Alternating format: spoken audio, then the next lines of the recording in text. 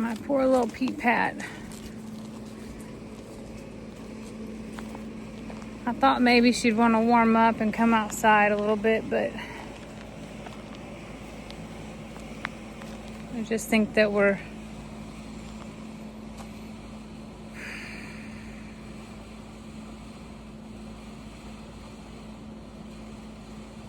not gonna make it.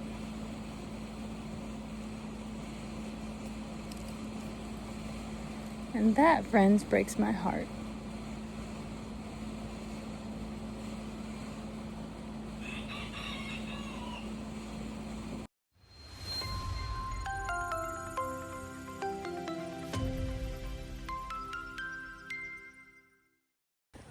My love of chickens didn't just start recently. It's been here since probably the very first time that Lester took me to Tractor Supply, like way back in 2018 when we walked through. It was the very first time that I ever held a baby chicken my whole life. And he grabbed a box. I'm gonna cry. Grabbed a box and said, "Which ones do you want?" All of them. And the girl working there was like, "These are bantams." She started listing off all the things that she goes, "You need 2 of these and 2 of these and 2 of these." I came home with 10 chicks that day, and I had never ever in my life touched a chicken or chicks. I had no idea what I was doing. Literally no idea. And I'm fairly certain we came home with 2 ducks that day too. And it began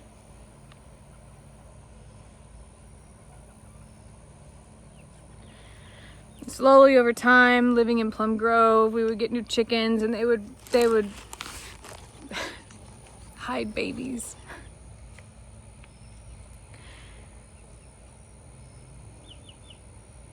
I loved them. And then predators would take them from me, and it would break my heart. And when we moved here, we had so many woods surrounding us that it just didn't feel like we could ever have chickens here. And at the time we had here and Plum Grove to take care of, so it was fine. As we slowly migrated to here, I let go of that love and dream, and that was okay. It wasn't the season for it, you know? So recently, I guess the season came back in my life.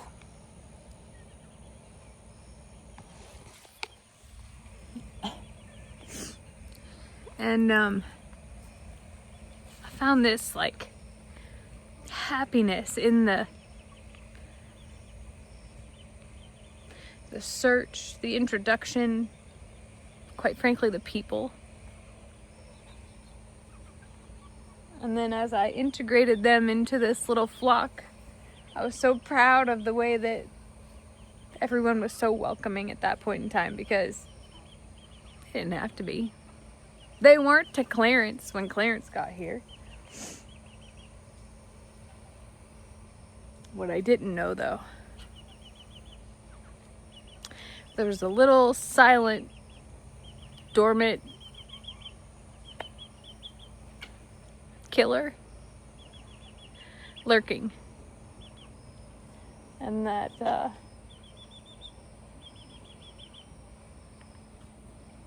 would be foulpox. Today there's no cure for foulpox, and there's 2 versions: the dry and the wet. Both lower their immune systems. Let me show you what it looks like. Listen here, little peeps. I'm going in for a little show and tell here. Where is she? So, this is Liberty. Recently she lost her partner Sam, and I could see the discoloration in her comb and wattles right now, and that's the pink part on her that's normally red. But do you see the scabby thing on top? That is a foulpox. Now that itself would be something they can absolutely recover from. But just like when we get chicken pox, it lowers our immune system. And there's a second version of this called wet pox, which goes in their throats. Makes them not want to eat or drink because it hurts. They get lesions. And then, because their immune system's even lower, they start to get a respiratory infection because all of the things that they fight as little birds that scratch on the ground starts to set in. And then sometimes you can hear the chunkiness in their lungs. And I'm really sad to report that my pee pad is in the very worst condition in my office. And I've reached out to what I joke about being my underground chicken railroad. And they've given me the treatment plan and protocol, and our vet's confirmed. And I got the meds here, but I was warned. Jamie, it may not work. Not everybody responds to the treatment because sometimes the virus is so strong that they can't recover.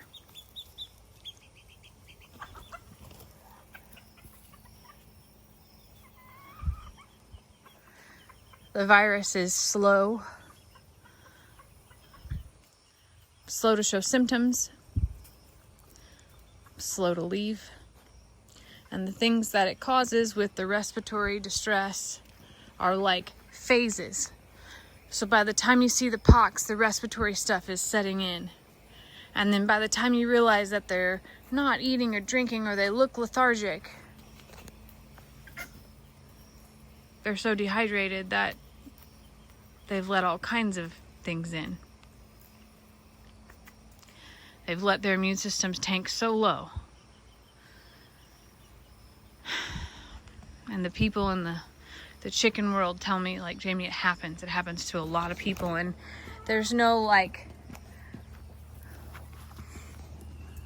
specific chicken vet that can give you all the answers. And you don't take your chickens in for all of the blood tests you just don't do it. You treat with broad spectrum, you go with symptoms, and that's what you do.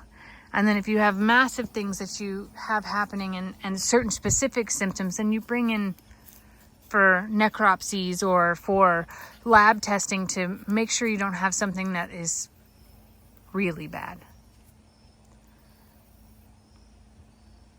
And then I was told that chickens and horses are the two hardest things to keep. Great. My two greatest loves. Hi, beautiful. Hi. So I reached out to Brooke at Cog Hill. And I was so embarrassed. Like, so incredibly embarrassed, but also, like, desperate. I've tried everything that the chicken people in my life have told me. That the vets have told me, like, do you have any other magic things? And Brooke says, because I've been doing this a long time, I'm gonna send you exactly what you need to do. It was Saturday night, which I realized later was after a day of horrible things for her as well.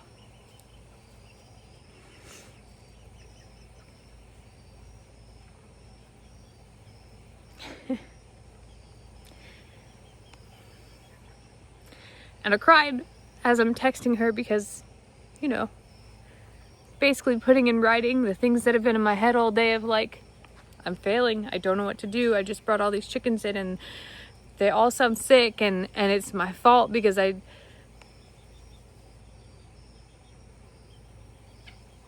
clearly don't know what I'm doing because I can't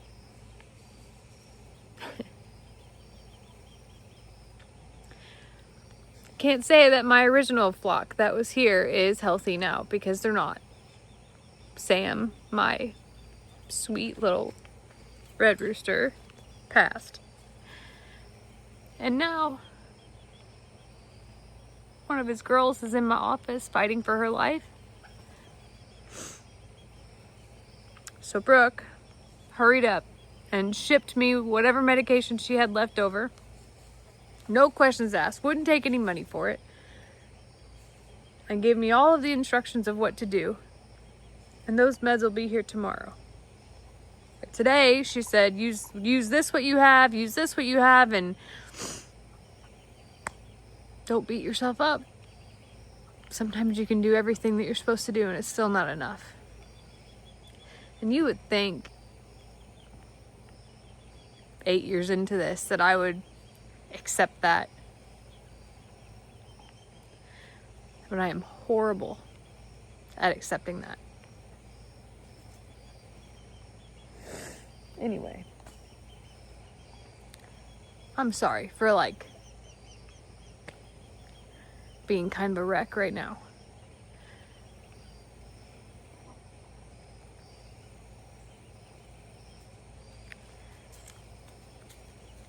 I never meant to cause any harm. Let me show you what's going on with Peapat. Peapat is in my office. She has a smorgasbord of food that she doesn't want to eat. She's got fresh, clean water. She doesn't really want to drink. And the thing is that I don't know if her being in here versus being out there is better. I know that she's just exhausted and that she feels so bad. Her little comb is folded over, and that's a sign that they're sick. Every once in a while I can hear her rattle when she breathes. And I just feel so terrible. So incredibly terrible.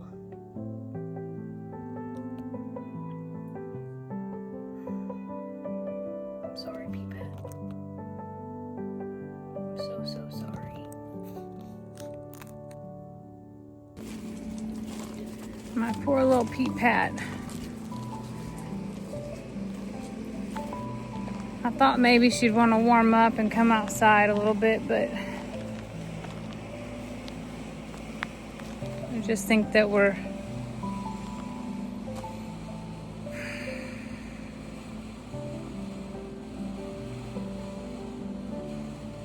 I think we're not gonna make it.